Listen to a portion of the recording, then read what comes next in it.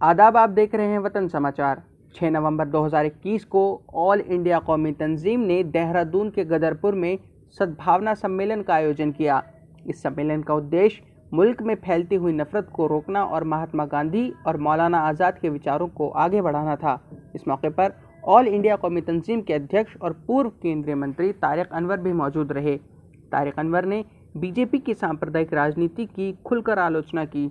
साथ ही उन्होंने प्रेस के सवालों से भागने के लिए प्रधानमंत्री मोदी को भी निशाना बनाया। उसको समाप्त करना।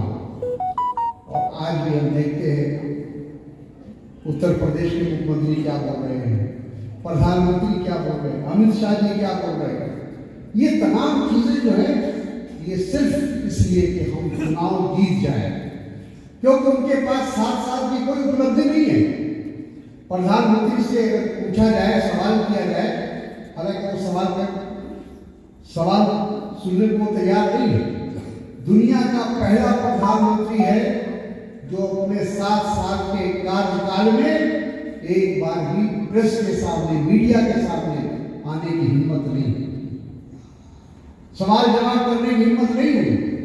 ये पहला दुनिया का इतिहास होगा कि एक ऐसा प्रधानमंत्री मिला है जो प्रेस से बात करना नहीं चाहता, जो मीडिया से बात करना नहीं चाहता, क्योंकि उनको डर है कि अगर मीडिया से बात करेंगे कोई ऐसा सवाल आएगा तो फिर जवाब देना मुश्किल है। तो वो अपनी, चाहे उत्तराखंड हो, चाहे उत्तर प्रदेश हो, चाहे वो केंद्र की सरकार हो, इनके पास अपनी उपलब्धि बताने के लिए कोई भी ऐसा मिसाल नहीं है जिसको वो बताकर लोगों की हमदर्दी हासिल करें। ऑल इंडिया कौमी तंजीम एक सामाजिक संगठन है जो 35 सालों से सभी हिंदुस्तानियों के बीच सांप्रदायिक सद्भाव के लिए काम करती आई है।